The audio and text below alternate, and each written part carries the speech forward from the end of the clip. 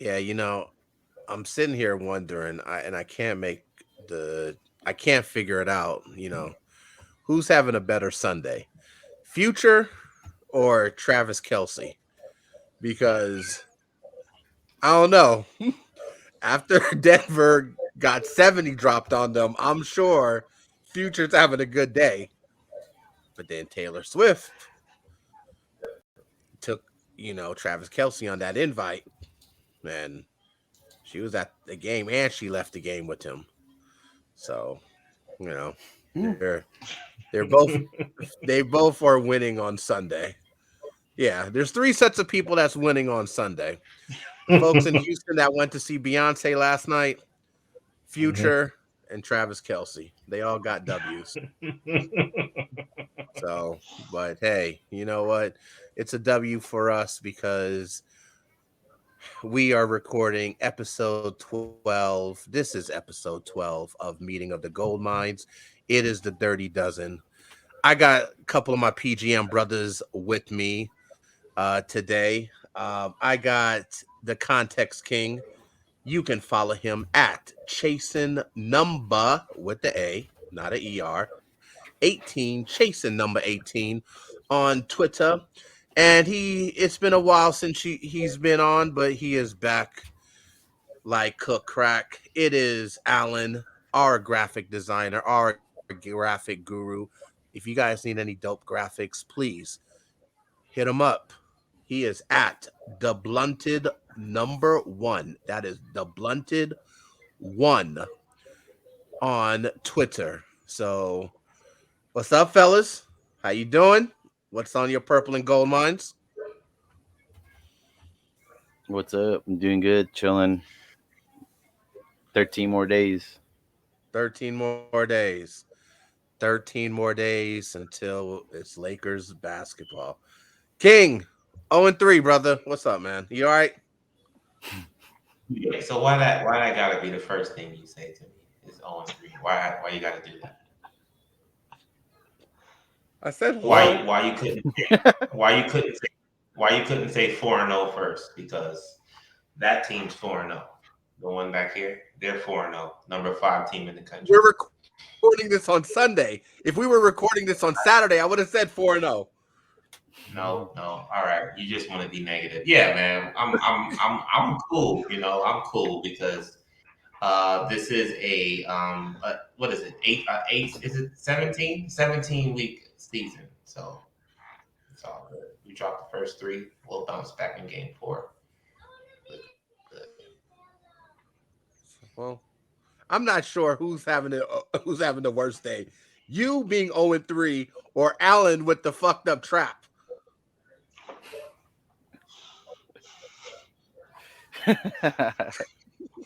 Hey, you know what? Definitely, I would I No, would I would take. it's definitely King because I went to You'll be church healed today. by Thursday. Yeah, I went to church today and I was healed on a Sunday. So Yeah, absolutely. Absolutely. But hey, So you know so what? Just what? where is your injury located? fair. Do you not know where So the so that trapezius that muscle arm, is at? no, I know where it is. I want you to lift that up to the ceiling and do 2 circles with your arms. What? I'm not gonna Don't stand don't up. do that, man, Look. because then you'll start throwing like Kirk Oh, so Cousins. Don't do it, Alan. oh yeah. So I'm pretty sure you felt a Hey, you little know bit of what? pain when you did that. I could do that. I could do all this, I'm telling you. I right? went to I went to And church I this was just morning. outside today cutting my lawn. I I went to swear, I church this felt like I was, morning. I felt like got I was prayed gonna pass out for. 4 times. My trap is good. It's better than 0-3. So Well, hey, All it's right, all I good. guess. But you know Whatever. what? Just like, hey, you know what? We root for the Lakers. And just like King's Twitter handle, we are chasing number 18. But there's another team that we don't like. We don't fuck with them. We don't fuck with them at all. But there's another team that can say that they are also chasing number 18. And we got someone from who bleeds green from Celtic Nation, Um, and you know what? I don't like. I'll be honest. I don't even. I'm surprised we even talking to this motherfucker right now after the bullshit that they did on Winning Time, which we're going to talk about that in a second. But look, he is a homie. He's a multimedia. He's the multimedia specialist for It's Just JP and Hoop Spaces. Shout out to Chris, who was on episode 10, I believe, of Meeting of the GoldMinds. You can check that out in our archives. It is JP. What's up, fam? How you doing, man? Welcome to Meeting of the GoldMinds. Man, I am here on Meeting of the Gold Mines. I've been following y'all since day one. Keep killing it, y'all. Y'all are definitely doing really well. I'm good, man. I'm really happy. I'm a Vikings fan. I'm still pissed off of the game when Justin Herbert went off on us. So I don't even want to talk about that. But we're talking about the Boston Celtics and the chance to win number 18 this season. But the Lakers are looking really good on paper too, as well. So maybe we might get the Celtics and Lakers in the NBA Finals this year, which I was hoping for last year. So if we get you know what? Look, there's a lot of folks. I'm not gonna say names, but there's a lot of folks in different camps. That's all they're talking about is chasing number 5. I'm not saying names. I'm not saying names. Some of them are in Northern California. Some of them are in Southern California. But I'm just saying that chasing number 18 is the bigger deal. If we get that NBA final, then that's, look, we already know what time it is. But speaking of time, look, me and our other PGM brother, Mr. Tony Vega, and also Evan from Late Night Lake Show. We check out my rant on YouTube in regards to Winning Time. And look, you just don't do that. You cancel. First of all, you canceled the show right before the season finale. You announced that you're canceling it, but then you cancel it with the fucking Celtics winning. Look, one of the things I said, I was like, look, you don't cancel a show this way. All right. If there's anyone that's listening that's a Dawson's Creek fan, just imagine Dawson's Creek ending before Joey fucked Pacey. All right? It just doesn't make any sense. It doesn't make any sense. But let me ask you, JP, from the Celtics perspective, what was your thoughts when you found out that Winning Time got canceled with the Celtics winning the 84 championship? I loved it though, but I hate that it got canceled because I thought it was a really good show. Who Spaces did an interview with Mrs. Richardson, who directed Winning Time, and she's phenomenal. And I just hate that Magic and them wasn't behind her with it just because of just different situations and Jerry West suing HBO. So I kind of hate that for Winning Time, but it was a good show. Really good actors like John C. Riley, Adrian Brody. The person that played Kareem, the person that played Magic. It was a good show, real good actors. And then with the Celtics winning on top and then getting canceled, you can't make it any better. I loved it. It's like the Sopranos going black. It's perfect. It's perfect. It is perfect. That's fucking sad. And guess what? That's an HBO show, Sopranos, that it went black. So once again, HBO just fucking shit up. They do not know. And we're gonna talk about this later. I just finished watching Game of Thrones. I went through the entire show like in 2 weeks. They talk about another horrible ending. Like HBO don't know they don't know how to end shit. They cannot end anything. It's just like it's just fucked up. But look, man, there's a lot of shit going on. A lot of stuff going on this offseason. with the Celtics and beyond. But first thing I wanted to do is start talking, you know, Dame, Damian Lillard. It looks like at some point he's going to be coming to the Eastern Conference if we're listening to the rumors. From the Celtics' perspective, now the reports are Miami, that's his preferred destination. They're also mentioning Philly, also Toronto. Right before we start recording, I saw reports about Chicago. Which team would you say Dame with Dame going there would be the biggest threat to the Celtics? Going like trying to make another run to the finals. That's a good question. I would say probably if he ended up in Philly, I feel like they'll be a bigger threat than Miami, just because Miami lost like a lot of key pieces with Gabe Vincent and Max Strus.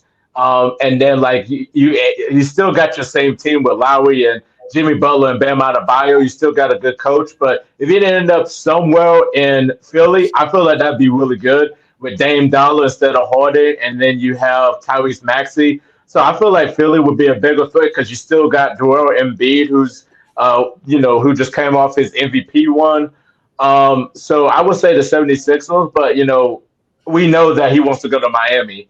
And for if he ended up going to Miami, the thing is you're going to be losing key pieces. You're going to be losing Tyler Hero. You might use Jovic and a couple of draft picks. So you don't really have like a lot of pieces. So you would have to do what Phoenix does and sign some random players just to fill out that roster and try to make it a threat for the Boston Celtics this year, who I feel like Milwaukee is the only competition, but like Boston is heavily favored to come out the East this season.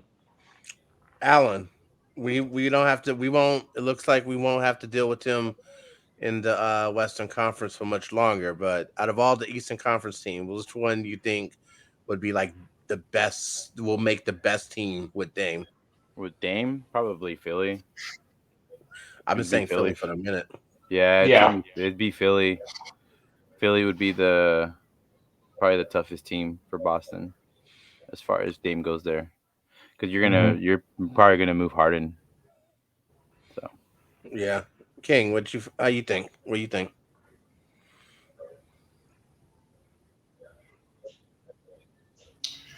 I'm still sticking with Miami. Miami, because due to the fact with Philly, I just don't know if another ball dominant player next to Joel Embiid will work. I don't think he works well with those guys. Joel Embiid is one of those guys who needs a bunch of role players, people just to shoot, people just to do whatever, rebound, play defense, hustle. He needs those guys around him, and then he needs to be the centerpiece. If you bring Damian Lillard along and put him next to Embiid, it's going to take away from his strength. Him going to Miami, we know Jimmy Butler doesn't need the ball to be effective. He can play off the ball. He can do everything else that you need. As long as they don't lose Bam or Jimmy, I think it's Miami that'll be the toughest. They can always reload with players. That's just the Miami way. All right, I hear you. I hear you. I'm definitely with the majority on this one. I think Philly. I understand what you're saying about the ball dominant guard. I think. I don't know. I just think that Dame and Embiid with some of those role players. That will be interesting. yep. That will be real interesting. Um, let's see. Well, JP. Now your team, your team, just like us, they they lost in the conference finals.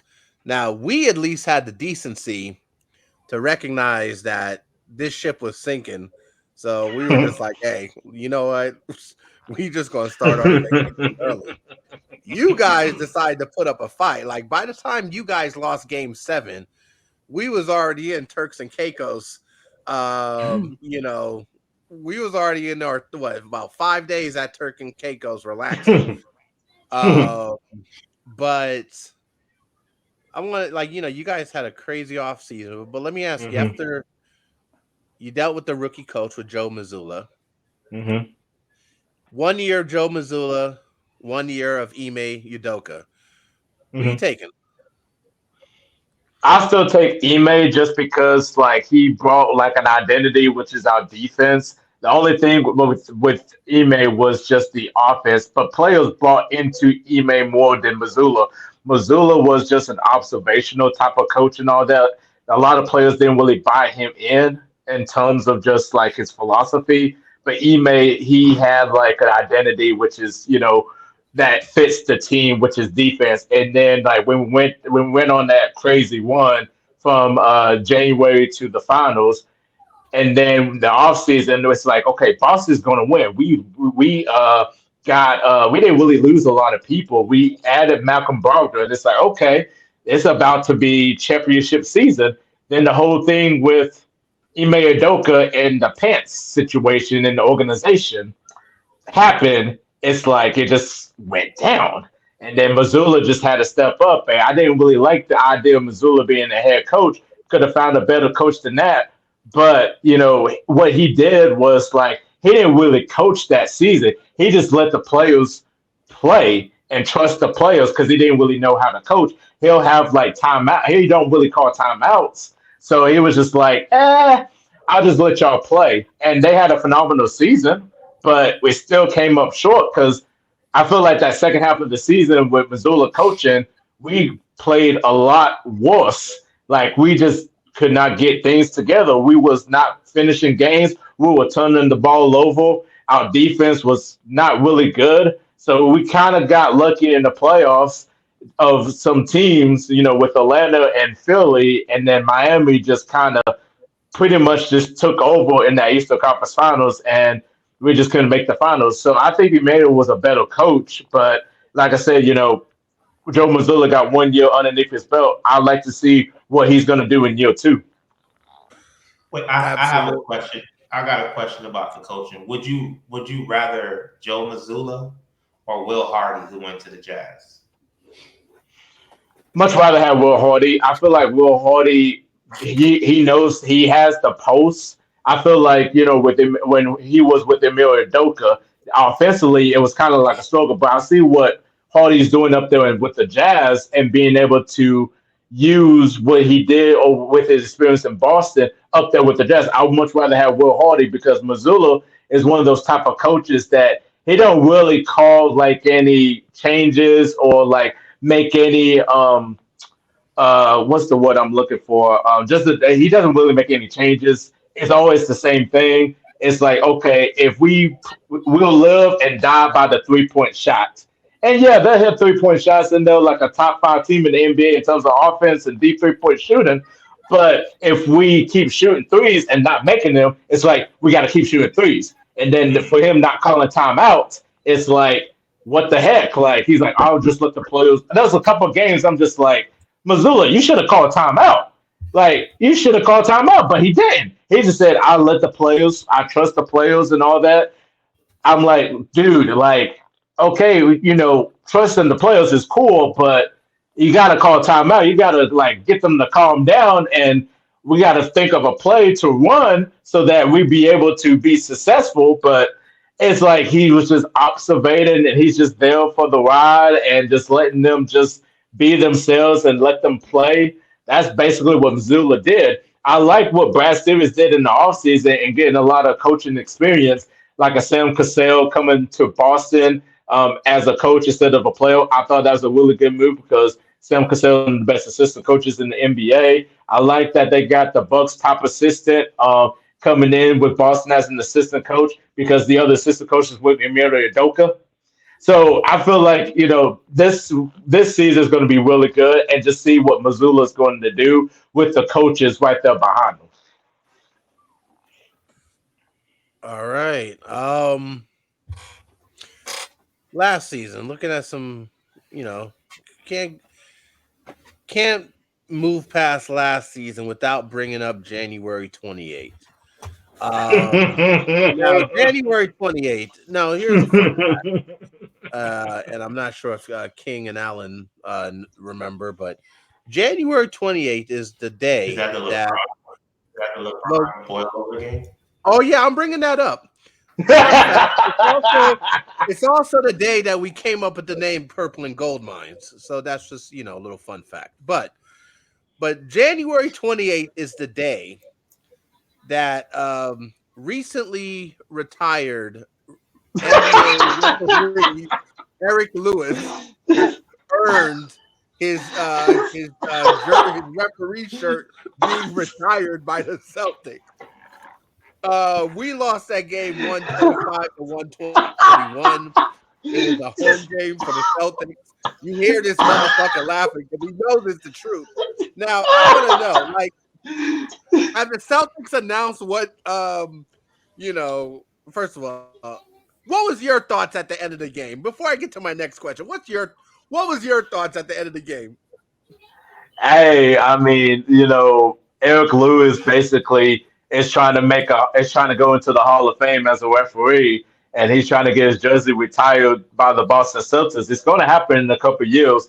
He's going to be the first referee in NBA history to get his jersey retired. It's like the legendary he's back, Eric Lewis. But I mean, if you were talking about in terms of basketball standards and stuff, like not being biased about my team and all that, I mean, he saw it firsthand that obviously they should have called it. Like Patrick Beverly came and got the camera and is like, "Bro, it is right here on camera. You telling me you ain't gonna do anything with this?" And he's like, "Nope, he ain't gonna do it," and gave him a T. And it's like the funniest technical foul I have ever seen. So, but with the bias me, I'm like, well, good. Like LeBron's crying. That's a meme. I can't wait to put it out tomorrow. Patrick Beverly. Oh man, that's funny as crap. And then I feel like with all that happening, I was like, well, we have overtime, and basically the That game Celtics was really over. took That game was over. y'all mentally wasn't there in OT. Even though it was a close, we were like, it was a close game, but we Hey, took y'all mentally after was. that happened, and Celtics still had their mental aspect and was able to complete the game. It was just like fuck this shit. Let's send us to Manhattan. That's all And that it was on shit was. ABC. And it was And on ABC. absolutely. Mm. No, that was some bullshit. That was some straight bullshit. But Isn't Mazzula? I mean, isn't Eric Lewis a Boston fan? Yeah. He came out and said that he was a fan, wasn't he? Didn't he? no, they, Hmm. they they dug up like some social media posts where his wife and daughters were in Celtics jersey. It was just like, at least cover it up. He had a burner account. He had a burner account too, which is so funny. Yeah, he I had still the haven't burner found that account. burner account. Yeah, the NBA was like investigating that he retired, and then he retired, and the NBA was like, "Oh well, we're ending the investigation." But Yeah. there's been a lot of talk of Lakers off season and all the moves Rob Pelinka made. But one of the big things that happened in the off season, like overall throughout the league, Jaylen Brown signing what was that 306 supermax. 304. Yeah. 304. Wow. 304. What you thought of the move? I have mixed feelings about it. At first, I was like, we have to trade Jaylen Brown because I don't think it's gonna work with Jason and Jalen and all. But like, if you couldn't really get anything in return that was gonna be valuable and stuff, then I was like, okay, well, we might as well go ahead and keep Jaylen Brown. And I feel like, when Brad Stevens had that press conference after talking about, the playoffs and then the offseason, one of the things he said is he's very high on Jaylen Brown. He just came off an all NBA season, came off an all star, and played really well, had career highs in different categories. And I figured that he wanted to keep Jaylen Brown and felt like Jaylen Brown was going to be an asset to championship team. So when he signed it, it's like, well, we have to deal with that, and it just kind of tells you that with the new CBA deal that's coming up and all, that Jalen's going to get his money, and Jason Taylor's going to get his money in a couple of years. He's probably going to end up signing $330 million. So, like, basically, it was white place, white time for Jaylen Brown to get his money. And I mean, hey, we're walking with Jalen, and we know what Jalen's going to do. Hopefully, he improves. this off season. Hopefully, we'll see a difference in Jaylen Brown's game. So it's gonna be championship or bust this season and next season, because after next season, if we don't win, then everybody's gonna be looking at that contract and be like, I think y'all should not did that contract in the first place and find some way to trade him and all that. Like, could we have Kevin Durant to go to Boston last season before the season even started? Of course, a lot of people wanted KD, and I was on the Jaylen Brown bus saying, no, we should keep Jaylen Brown. And then after what I've seen, what he did in the playoffs and all that kind of disappeared, I'm like, okay, we got to find a way to trade him. And then they didn't trade him because they got a lot of trust in Jaylen Brown and what he's doing outside of the court too as well. So I wasn't really surprised. I kind of figured he was going to get it, but I thought he was going to get traded. But we're walking with him, and hopefully this season or next season will be championship. Well, one player that you guys traded, Marcus Smart, makes sense of that. I don't understand it. I don't understand that move. A lot of people still don't really understand that move, to be honest, because technically, Malcolm Brogdon should have got traded, but then the Clippers was like, I don't really trust the elbow injury.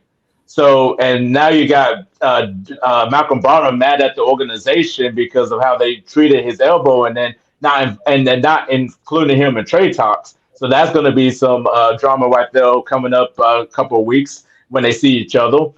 So it could have been Brogdon, but then a lot of people say I would much rather. I heard Nat say, if you follow Nat Webos 31, she would much rather have Marcus Smart traded just because of the decisions he made when he was a point guard in terms of facilitating. Because I mean, Marcus Smart has never really been like a true point guard.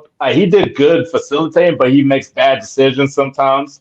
So it's like, okay, well, we're not going to have that no more. But at the same time, we're losing the heart and soul of that defense just because like he was the best defender, and losing him was really tough, and that came out of nowhere, and Memphis swooped him up, and that was great for Memphis because John Morant's getting suspended for 25 games. It could be less than that, if they appeal, and they got Marcus Smart right there, and it's like, well, damn, okay. A lot of people had mixed feelings about Marcus Smart getting traded. There was some that was really sad, some was mad, some was kind of happy about it. And it was like, okay, well, next man's up. Derek White is proven that he improved as a player in the last season, being able to hit 3-point shots and being able to be one of the best defenders on the team, leading the team in blocks. So it's like, okay, well, Derek White been proven he's going to be the starting point guard. We'll see how it goes. But yeah, it's kind of tough losing Smart, who've been there for a long time, and it's just it's just going to show you the leadership. Like Jason Tatum and Jaylen Brown, they have to find different ways to be effective in leadership. You still have Al Horford, who's going to be a leader. You still got some people that can be leaders, but Jaylen and Jason have to step up in different ways in terms of leadership, because Marcus Smart was kind of like the most vocal in terms of the Celtics. So it's kind of like a mixed feeling of losing him, and then hate to see him go, but there's also feelings of, okay, that's fine, and we just have to do next man up. Uh, yeah, like I want to hear King and Alan's thoughts. I didn't understand it because I'm like, well, he brought balance to the squad. Like he was like the East. He was like the Celtics version of Draymond Yeah. to like Tatum and Brown being like Yep. Steph and Clay. So he brought Yep. balance. He brought toughness. I didn't understand it, but mind you, we're out here in Southern, repping the Southern California team. Mhm. What was your thoughts, King? Yeah, it was puzzling. You trading Marcus Smart to get Porzingis. I don't know how much Porzingis helps their team, but losing Marcus Smart, I know is going to hurt them. That's their point of attack defender, and I never looked at him as a point guard, or he'd never played the point guard role. So to me, a point guard is not only just about position, it's about your skill set. So the guy who has the ball in their hand the most and is initiating the offense is your lead guard. That would be either Jason Tatum or Jaylen Brown. Marcus Smart's on the court to defend the best guard. Sometimes he can guard some wings, and he's there to space the floor out sometimes and hit an occasional corner three or a wing three. That was his job. KP coming to the team, I don't know what he's going to do.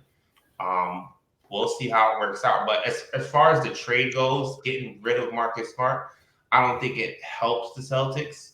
I do think it's going to hurt them a little bit. Alan, what's your thoughts on Marcus Smart leaving and then Porzingis on the team? Well, I mean, I didn't really understand it either because he was a pretty integral part for their team for a few years. He was hustler. He was I mean, we all know him for his defensive prowess. He had leaderships on and off the court. So I don't. It's kind of hard to imagine the Celtics kind of without Smart. Like I don't want to say he was. Yeah, I don't want to say he was the face. He wasn't like the face of Boston, but like when you think of Boston, you think of Tatum, Brown, and Smart. Like those are the three players that you kind of think of. Maybe Al Horford now, but I don't know. Like they got the unicorn, so I don't know. I don't know who's Panther fasciitis right now. I don't know who's and he's hurt. So like I still kind of don't really understand why they traded Smart. I was looking at the roster and I don't really see. I mean, if Brogdon is like hurt too, like I don't see who their point guard is going to be. Like, do they really have faith in Pritchard, or like who else was? I don't really. Derek White. Yeah, they have Derek White. It's like, but Derek White's not really a point guard, so. Yeah, I think it's Payton Pritchard and Brogdon is really your guys' options for point guards. I think you guys have a couple of rookies, but it's like, are you guys gonna trust some rookies to really take on the mantle? So I don't know. Like, I just can't really imagine the Celtics really without him. So, but I know. I don't know, man. It's gonna be really. It's tough for Boston. I think they lost some defensive power with Marcus Smart, and I really don't understand. I don't understand it. Even still to this day, I really don't understand it. So I'm still scratching my head and wondering why, like just why. So that's kind of where I'm at with the whole market. I mean, like, Kristaps is good, but like, what really? I mean, he's hurt, so what value really does he bring? And that's probably going to be my next question to JP. Like, how do you feel about KP like joining the team?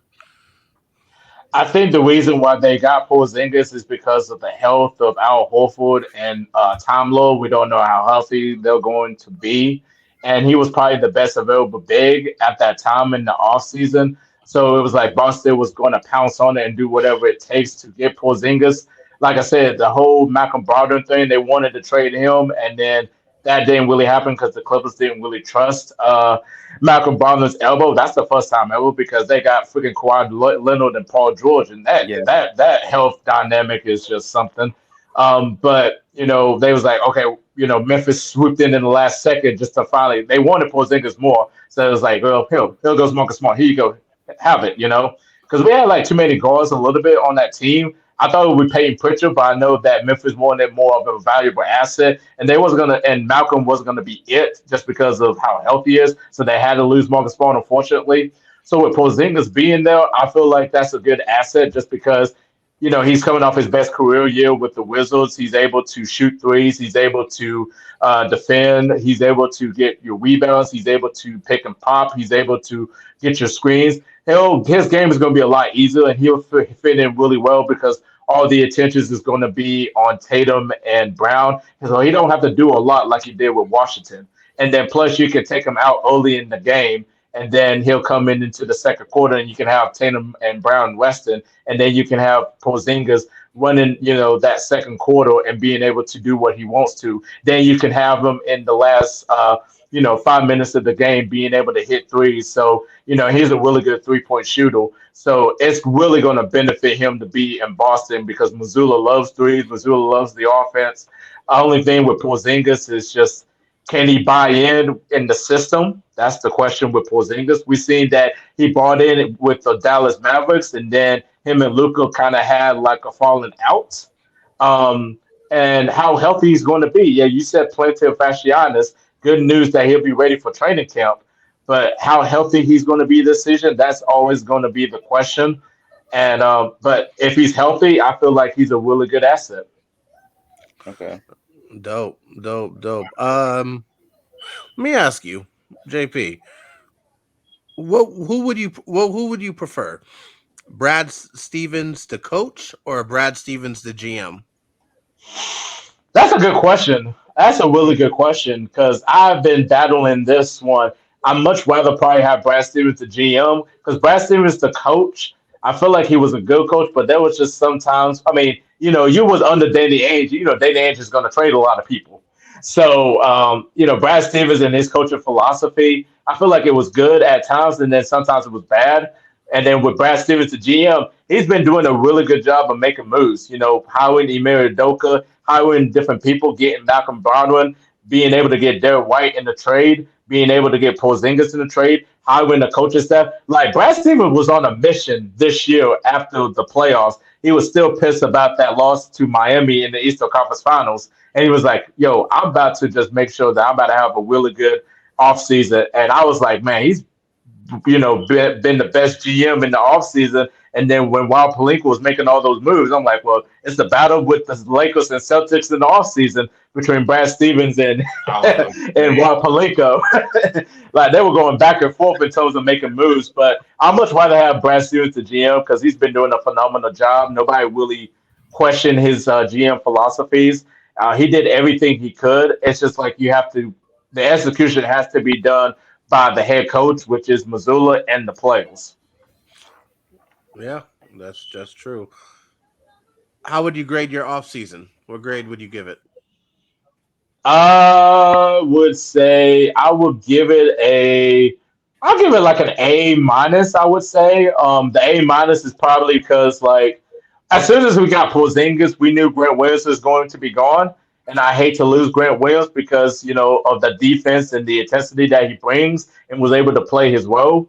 So losing him and then losing Marcus Smart, another great defender. So the defense is going to be in question this year, even though they were top five in offense and defense last season. Even though the second half didn't look like they were a great defensive team, but they were still top five.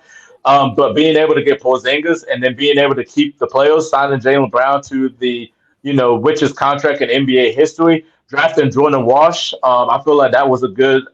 Feel like it was a good pick. He had an incredible summer league, and he'd be able to get the rebound, signing that 7 foot tall person the other day again, Lamar Stevens from Cleveland, who's another defender. Because like Brad Stevens is just reading the post of that team, and he knows that we need defense. And the signing of Lamar Stevens was good. Signing Brissett from Indiana Pacers, nobody don't really talk about him because he's a really good 3-point shooter. The reason we know that because his career high in 3-point percentage was against the Boston Celtics, unfortunately.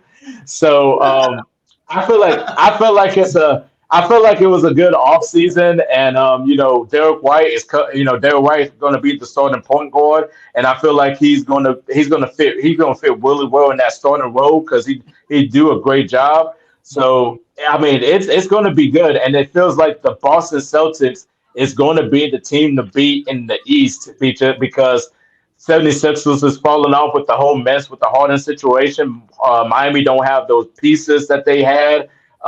Milwaukee, we don't really know. It feels like the window is closing, unfortunately, because they kept the same team. They just got a new coach. So it's Boston. Boston is the favorite right there in the East. So I feel like they haven't really lose anybody other than Smart and Williams. So they did an incredible offseason. And plus you got Sam Cassell and the other assistant coach right there backing up Joe Mazzula, and Joe Mazzula got a year underneath his belt. What were your thoughts on the Lakers off season? I think the Lakers offseason did a tremendous job being able. I don't even know how y'all do it, man. Like them contracts right there. Like I mean, y'all signed. I was like, damn. Like look at them signing like Gabe Vincent. I was like, what the hell? They got Gabe Vincent. They got Vanderbilt still. They re-signed Austin Reeves. They re-signed Hui Hachimura. They got Jackson Hayes from the Pelicans. I was like, and then they got Anthony Davis in terms of an extension. I'm like, damn, the Lakers is looking really good on paper. They got D'Lo still, so I'm like, man, the Lakers is looking really good on paper. Like I was like telling somebody, I was like, who's going to be the team in the West that you got to watch out for? I said the Lakers. The Lakers had an incredible like y'all had an incredible like second half of the season after you made all them trades, and then y'all had a run in the playoffs, and then unfortunately you met up with Denver, and then now Palinka's like trying to fight as the best GM in the NBA and trying to get executive of the year, signing all them people, all of those players. I mean, it was a really good offseason for y'all. So I'm excited to see how y'all do this season. How how do you see us? How do you see the Celtics matching up against us? Oh man, it's gonna be interesting because when you look at the best defense in the second half of the season, it was the Lakers. It's gonna be really hard because like Jaylen Brown is not a great ball handler, so like it's gonna be hard because just in case you're gonna get the double teams and all that, the size is gonna be in question. Let's see if Porzingis and Al Horford and Tom Lord hold up their own because one of the issues we had was rebounding. So I feel like it's going to be a good matchup. With both Jays versus LeBron and all of them, but the Lakers look like they have a much better team because y'all got really good role players that can play their role. So I hope that it's going to be a tied 1-1 series. I hope so. We don't have Eric Lewis no more, so that might make us lose 0-2. So, but no. In all seriousness, though, but I feel like it's going to be a good matchup, though. I can't wait for it, and it's the first game is on Christmas, so Yes. obviously everybody is going to be watching, and I'm excited to see, and hopefully y'all. That's the only thing about y'all is health. If AD and LeBron stay healthy and be able to play many games in the season, I feel like y'all gonna be a problem. If they don't, it's like, okay, who's gonna be the person for y'all that's gonna lead this team with AD and LeBron sitting out? Yeah, very true. Very true. Very true. Um, Yeah, but at the same time, I hold on. Oh, my bad, Zen. So Go ahead. the thing is, I think that even with the question of LeBron and AD's health, I think, and I'm not going to say it's going to be exactly the same. We can't afford to lose them for a 10 or Yes, 15 game spell or something like that. yes, If yes. if we just need to sit them out for maybe a game or two, give them some rest. I feel like the depth that we have on our team now, especially signing Christian Wood. So I think he was Yeah, that was the biggest question mark I had. If AD sits out, who's going to be that big man to help? yeah. And we didn't have it. We had Jackson Hayes, who we were hoping that could do it. Now, when you sign a guy that can go get you 17 and 10 easily any night, that helps you. So I Yep. think the health of AD and LeBron matters 100% if you're going to win a championship. But throughout the hmm regular season, I think you can spell them a lot with the depth that we have.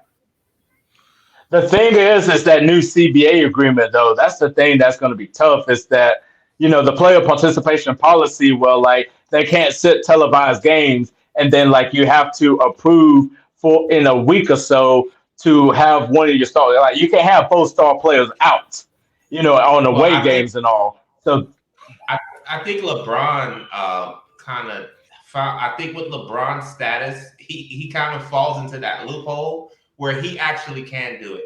Anthony Davis, I know yeah, he can, and Anthony Davis, yeah, honestly, my expectations of him is extremely high. I don't expect him yes, to rest that many games. I expect him. He's 30 years old. I expect him to play a majority. Honestly, I want him to play in at least 65 games this year. At least 65. yes, I think he can yes. easily do that as long as he doesn't sustain a major injury because he's 30 years old, man. Come on. So yeah, I think we'll be. That's fine. Um, yeah, we'll see. Hey, Christmas is gonna be a beautiful day. We talking about a lot of current stuff, but we can't have an episode about Hmm. Lakers versus Celtics without talking about history. So Mhm. let's have let's have some fun. So to everyone, we'll start off with Alan. Which was the which one was the greater feeling? And I'm greater as in magnitude, not positive, but just this the scope of the feeling. The Celtics beating us in '08 or Lakers beating Celtics in 2010. Alan, which one was the bigger deal for you? Like the greater feeling? 2010, man. 2010. 2010. Paul Gasol, Kobe by himself. What is that? His fifth ring. Yep.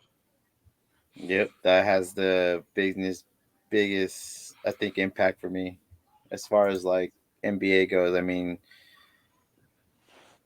that rivalry goes back many years. Like we're talking like the 50s.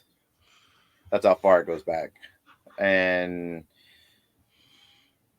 not only that, like there was a lot of, if I'm not mistaken, around that time, there was a lot of like, oh, Kobe can't do it. Like I think even before that, there was still Kobe can't do it without help. He can't do it, and I think even he came out and said that that was probably the biggest, um, one of his biggest accomplishment was winning that 2010 championship. Um, so I think for me, that's probably the biggest impact for me is 2010. King, what about you? I know you hate losing. Yeah, so I do hate losing. So I can answer this in two parts. So for me, I think the bigger one for me was, of course, us winning the championship in 2010. Yep. That also was the year that I had my first child. So double great for me. My first baby was born that year. In May too. So it was like kind of like right before we won the championship. So I had like two good months in a row. But I know for Kobe, that one in '08 was that's what fueled it. So I mean, I think for Kobe and the Lakers, '08's loss is what fueled him to go get that one in 2009. And then in 2010, when we played against the Celtics, he was ready to kill them. So yeah. JP, which one? Which one was the greater feeling? Oh, you winning in I '08 or 2010? I hate one-on test in Game 7. Just to let y'all know. I would You Oh don't have a man, we know problem. say that. You don't Oh, have a we know. pro. I know I We hate know. one-on test very much for that, but I'll say '08 because Paul Pierce, is trying to win, and Danny H felt so bad for him that, like, they had a discussion, and then being able to land Way Allen. They didn't know they was going to. You know what was interesting is that KG was about to go to the Lakers to play with Kobe that year. He wanted to play with Kobe, but the thing was, Kobe did not answer his phone, and then he went and signed with Boston. And You said then KG? now I KG, didn't know Yeah. that. KG was Yeah. about to.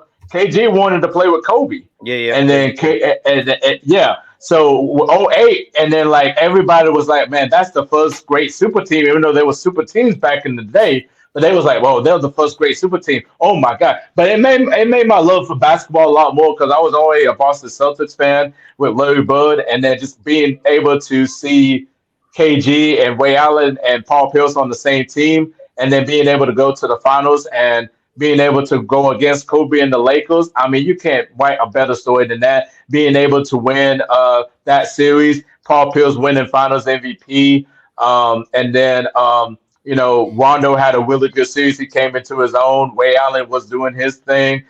Eddie House was doing his thing. I mean, it just was so well put together. The chemistry was right there. Like '08 was a huge deal, and just seeing Kobe's like, when he talked about it in interviews that it really hurt him, and then you had to hear Shaq talked about Kobe. How does my ass taste? Like Damn. Right. that just sets everything just up right there. That Paul Pierce felt like, oh, I had Kobe's number right there. And then technically we could have won '09, but Cleveland had other options and LeBron went off on us and we never got to see that again.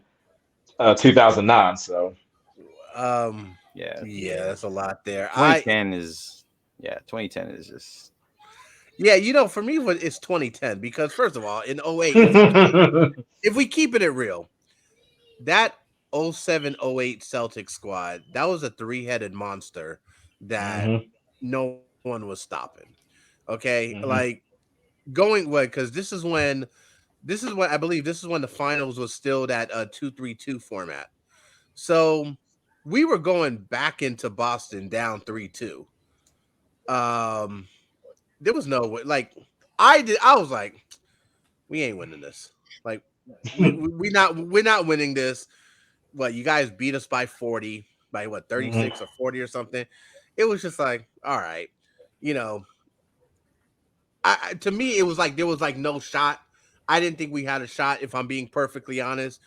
Um, I think we had the best player on out of both teams, but we still needed, like, we just got, that was the season that we got Pau Gasol in the middle of the Yep. season. So I was just like, Yep. you know what? Kobe got his counterpart. He got his number 2 player. Let them get a full off season. Let them get the full season together. We'll be all right. So I was like, we're headed in the right direction. 2010, that game 7 was just crazy. Like that Yeah. game 7 it was just like a slugfest. it really Every was single shot, 83-79. Like 83-79. Every single shot mattered. It Hmm. was the defensive game. Kobe Hmm. only scored 15 that game, so it was like a boxing match.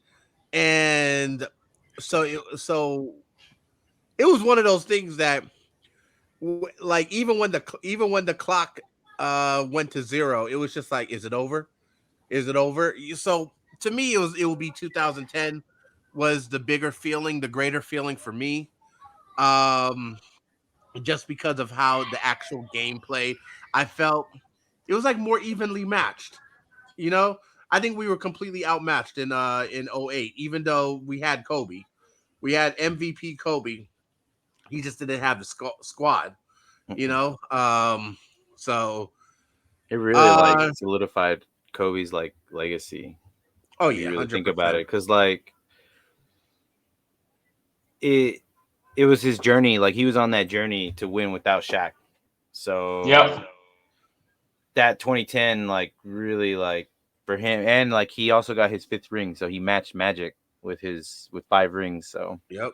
it Hmm. really solidified Legacy. his legacy for Kobe. So I think that's why I think for a lot of Laker fans, 2010 will be probably the most impactful.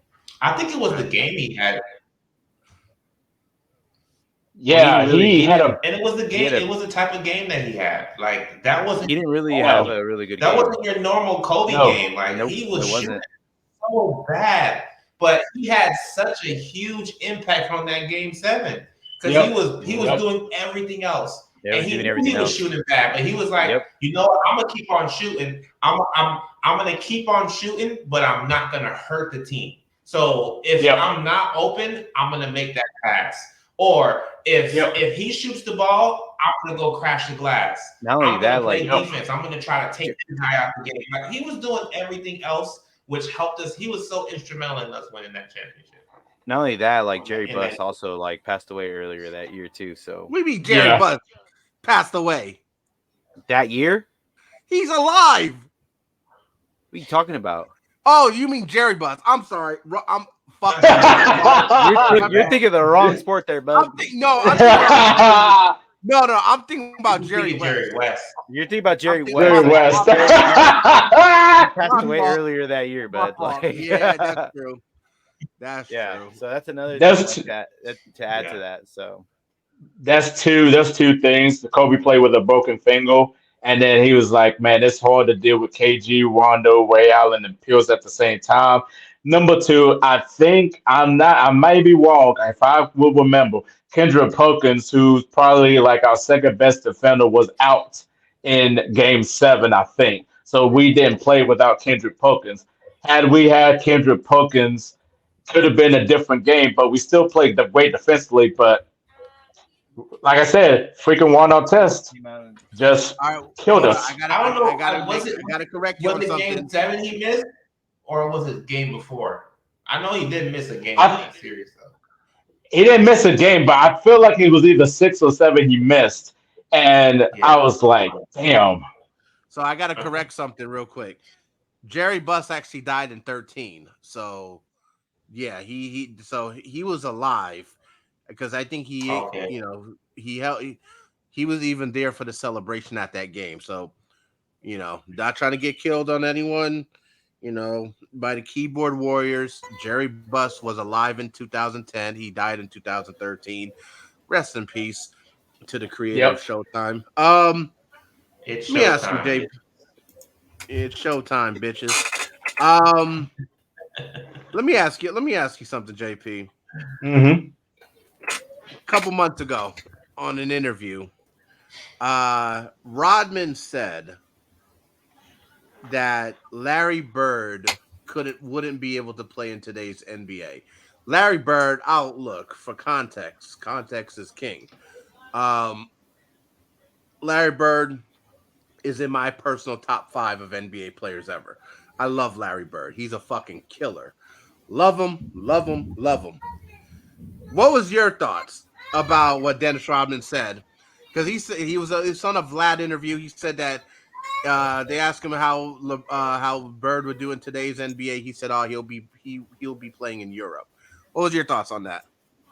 I feel like it was a delusional tape, but it wasn't really surprised because Woman's the same person that said if Larry Bird was black, he'd be just another good player back in 1987 when he was a rookie. So it was a delusional type of tape, and I did do a content reaction to it of like, he was saying that Jokic was a lot better than Larry Bird, and I'm like, the disrespect to Larry Bird, like these young people don't know who Larry Bird is, and like we have to teach these young generation who Larry Bird was. So I felt like Rodman was just, I guess he just didn't really respect Larry Bird, or he was just joking around with it. I'm not sure but it was just delusional. And then everybody was pulling out tape of like that game where Larry Bird just cooked Rodman up, even when like Larry Bird was like, I'm open. And Waltman was on him. He's like, man, I'm about to embarrass this dude. I mean, he embarrassed that dude and just cooked his behind. So it was a delusional take right there. But like I said, you don't really expect nothing else from Rodman, though. So, Yeah, very, very true. Very true. Now, Larry Bird. Yeah, I hate those comparisons, and I hate when people try to pluck people from other eras and put them in this era, or pluck people from this era and put them back. There's way too much. There's too much that you can that is different from both eras. I mean, so if you're gonna say Larry Bird and Jokic, I think that is a little bit closer than him saying Larry Bird would be in Europe. Come on, man. Larry Bird was a high competitive player. He had plenty of different skill sets. He could dribble, pass, and shoot. yep, That's really all you yep. need in this generation. He can do all three of those things very well. So I don't understand why he wouldn't survive in this era. That's idiotic, man. Like, don't make no It's sense. crazy, and he was a good defensive player too. He was in the All Defensive Team like 3 times. He was leading in defensive win shares. He was leading the league in defensive win shares at one point. Like Larry Bird was a cold animal. Like I mean, the disrespect to Larry Bird, from all these young guys like a JJ Redick is just unbelievable.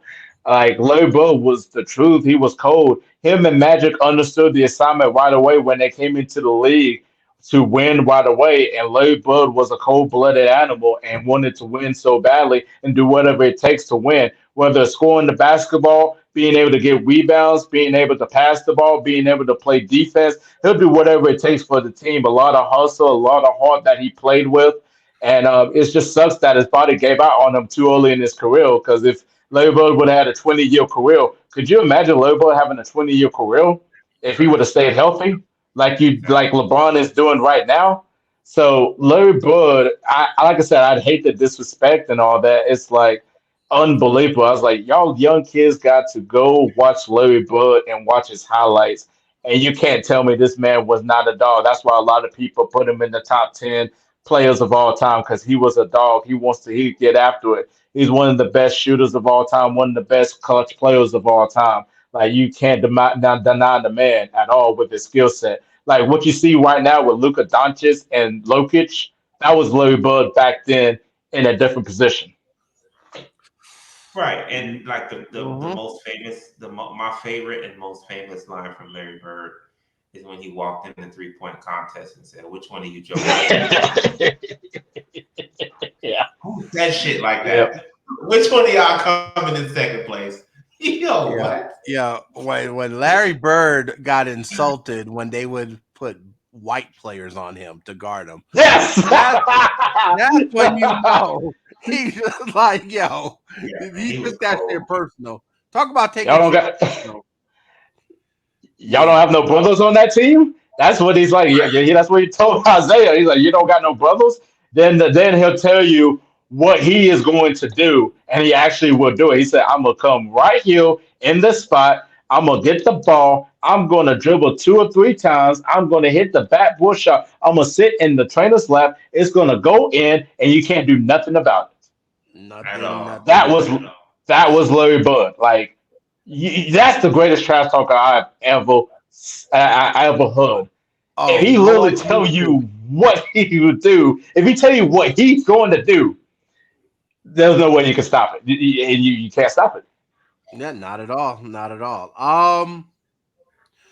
Who's on your Celtics Mount Rushmore? Bill Russell, I feel like he's the greatest Celtic of all time. You can't deny 11 championships. You can't deny what he meant to be a Boston Celtic. You can't deny what he did for the NBA in terms of just being able to break color barriers in the NBA. So Bill Russell's definitely number one. Number two, I would say Larry Bird, just because of how he dominated the 80s, 3 straight MVPs, 2 Finals MVPs. Being able to just impact the Celtics in the 80s with his skill set and being able to win, making 5 finals appearances all in the 80s. So you can't really deny Larry Bird at number two. Number three, I would say Bob Cousy. Bob Cousy, what he meant for the Celtics as a point guard, the first point guard with just the flashness before, Pete Maravich and then winning championships with the Boston Celtics. So you can't really deny the Wizard of Worcester or the Houdini of basketball. Number four, I would say John Havlicek.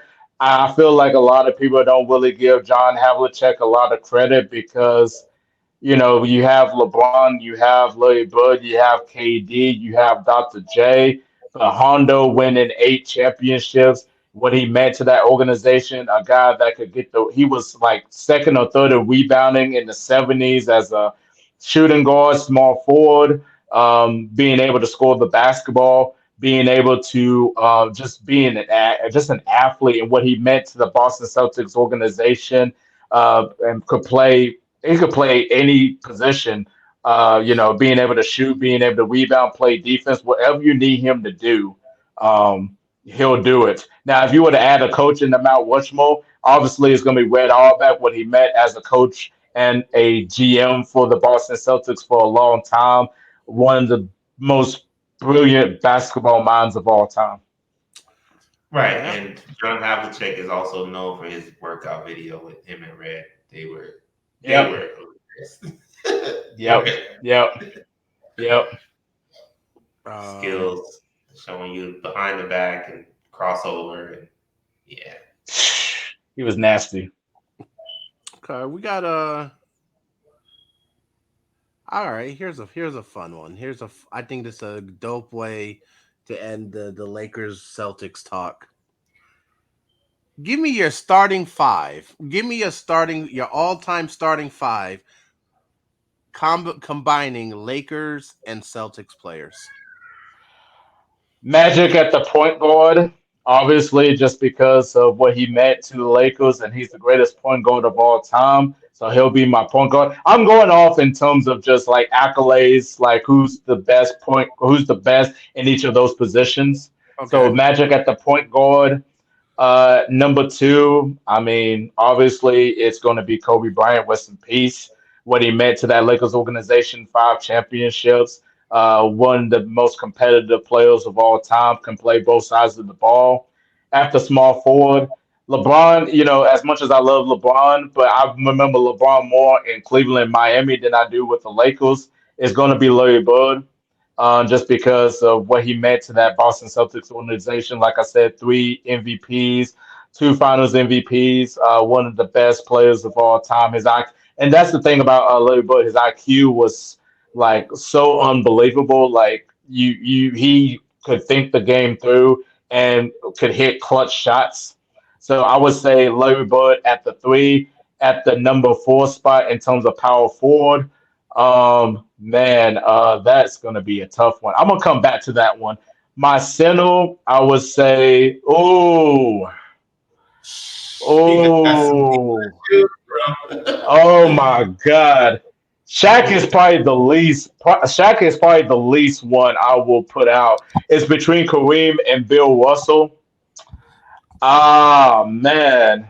I'm gonna go Bill Russell just because 11 championships to Kareem's 6 championships, and like I said, like he did it at Chuck Taylor's, but he was a great defensive Thank player, you. great rebound, and great rebounder too as well. I love Kareem, and his skyhook is the most unstoppable shot in NBA history. So Bill Russell is going to be my center, my power forward. Oh man, who's going to be my power forward? Oh my God. I'm gonna go ahead and just throw. I'm gonna go ahead and go with the underrated player that a lot of people don't really give him credit for, but he's such an underrated player just because, like, he was just unbelievable, and that's Kevin McHale. Kevin Oh yeah, McHale, the man yeah. of 1,000 moves, Yep. like post moves for days, could play defense, was beneficial for the Celtics in the 80s, coming off as a six man, winning six-man of the year awards, and then being able to be in the starting spot, making all-star appearances. His post game, his post footwork. If you don't talk about the greatest footwork of all time in terms of big guys, you'll talk about Hakeem Olajuwon, but Kevin McHale is definitely top three, top five on that list. His fadeaway shot is money.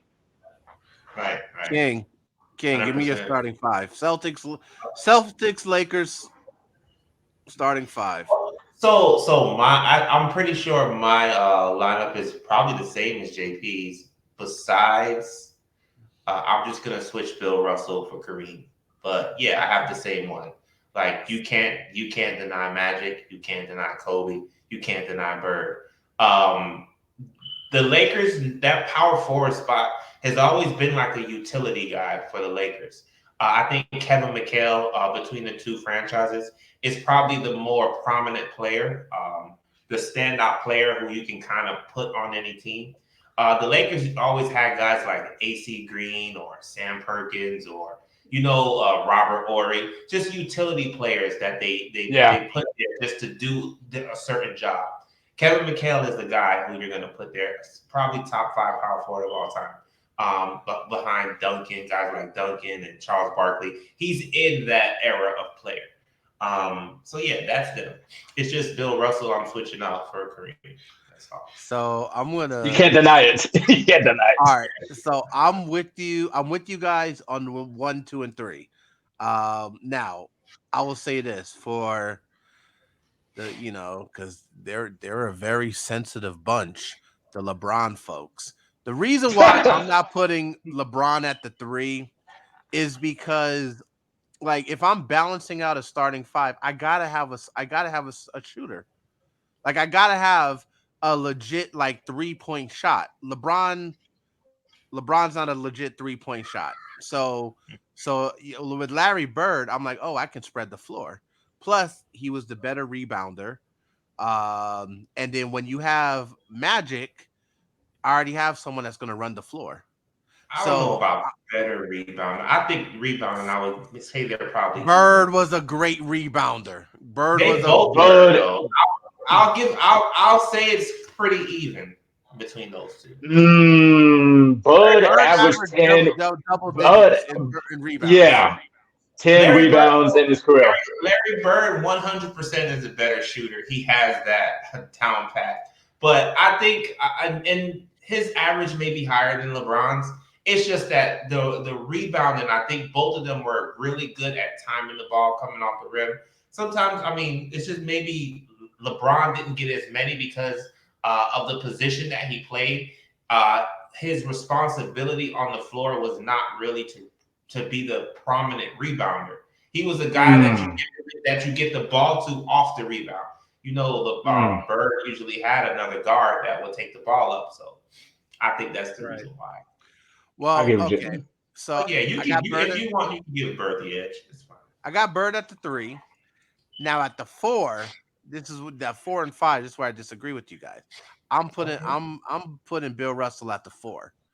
I'm putting because look, even though he played center, he's 6'9". So I'm putting him at the 4, Mhm. and I'm putting Shaq at the 5. Look, Okay. I got arguably the greatest ball handler, or I got the greatest point guard. I got, I got, if folks want to put one or two, the greatest shooting guard. I got arguably one of the best shooters, or top 3 or 4 shooters of all time at the 3.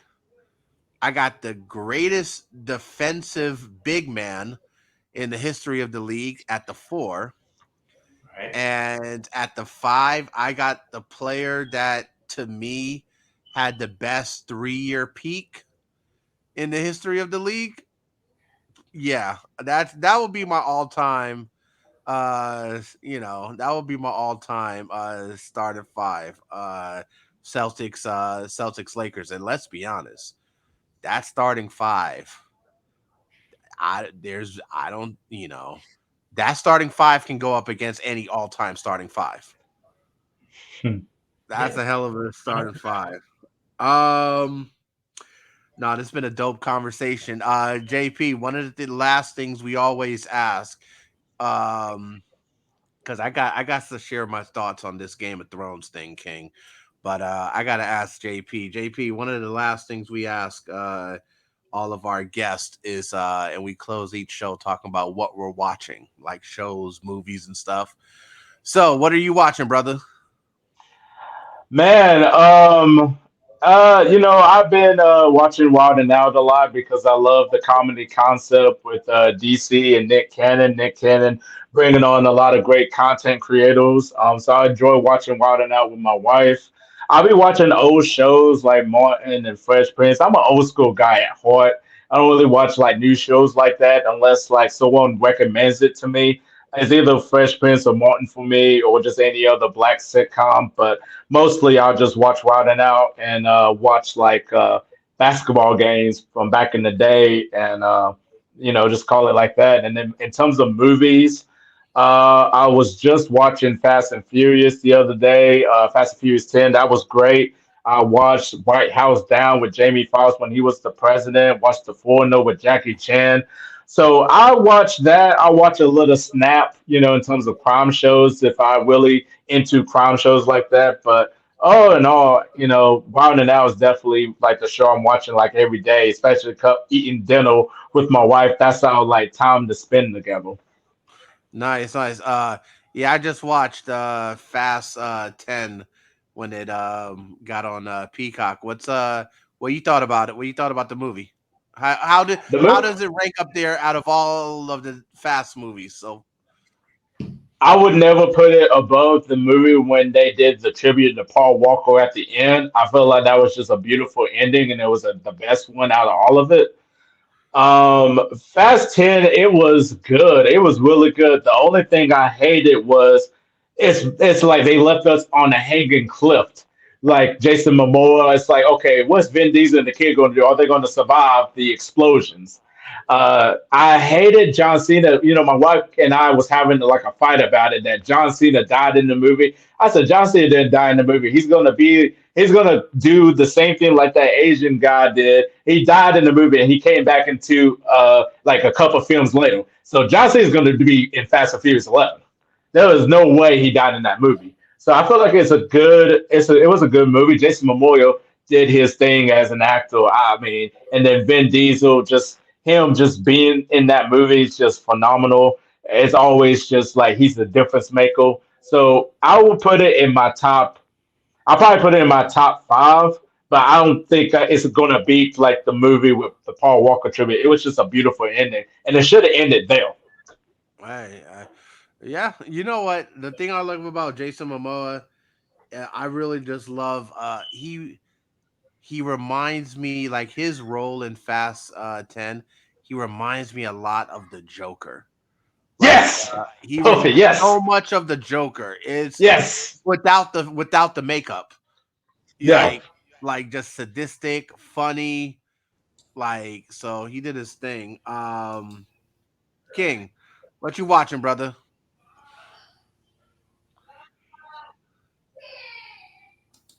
You already know me, man. I'm not a TV or movie person. I watch sports, play Call of Duty. Just bought 2K, so I'm about to grind on that. If I'm Yeah, we watching were something, waiting it's for gonna that KB. be We were like waiting for Jaylen that said, matchup something for you and old KB. school. Yeah, I mean, he just actually texted me, sent me his PSN. So give me like a week and a half. Let me get used to the game, and then we're gonna do our thing on 2K share. We'll share it with everybody, so they can Dope, watch this dope. ass whooping I'm gonna give them. There you go. There you go. Let's see. I look. I just finished watching all of Game of Thrones. Okay, like I know the show ended. What 3, 4 years ago? About what 4 years ago the show ended, Mhm. and I got a lot of thoughts on it. I got like I watched the entire show Game of Thrones, and I watched the first season of House of Dragons. And here's my thing. Like I know a lot of folks have issues with the ending of Game of Thrones. After the Night King died, that's when the show could have ended. Because those last two episodes, like first of all, like I was Team Khaleesi the entire show. Mother of Dragons, I'm with you. But for her downfall, she goes crazy because her nephew no longer wants to fuck her. That's just like, just get your shit together. Okay? Like this whole thing with Game of Thrones about keeping it in the family, I just think they went too far with it. It's just like no, just let your family be your family. All right, Mhm. you don't need to like, yeah, you like expand the bloodline. Okay, just expand the bloodline. But Mhm. yeah, Game of Thrones, the ending was fucking horrible. One of the worst endings ever. It's just like this lady, like she really burnt down the entire city because her nephew no longer wants to get in the draws. And I'm just Mm. like, you remember the classic episode of Martin got them draws? Yeah. Yep. Yeah, he no longer Mhm. wanted to get those draws, and she was upset by it. It's just like if your nephew no longer wants to fuck you, just let him not fuck you. Yeah. I don't think that's That difficult. was I don't think Tommy. that's too much to ask. Yeah, I That don't was think. that was Yeah, I Tommy. don't think Rest that's in too peace. much to ask. Got the draw down. Yeah, rest in I peace, love Tommy Ford. Um, this was a fun episode. This was a fun episode. You guys know me. I am Born Rebel, aka Zen. You can find I didn't even do my intro earlier. You can follow me on Twitter at Rebel He Is. That is at Rebel He Is. But yeah, this was a fun one. JP, brother, thank you for joining us. You know, even though it will always be fuck Boston, you good in our book, man. You good in our book. I All appreciate right. it, man. Keep grinding, man. I love y'all's concept. I love y'all's content. Like, just keep on going. Congratulations. Definitely looking to more episodes too as well. And hopefully we can get together and talk about that Christmas game this season. So Let's plan on it. We will plan on it. We will talk before the Christmas game. We'll definitely do something and link up and collaborate. So appreciate you, brother. And yeah, man, we'll definitely be speaking soon. All right, brother. Peace, peace, peace. Um, yeah, that was a dope conversation with Mr. JP. Uh Celtics Twitter. He has lots of great content.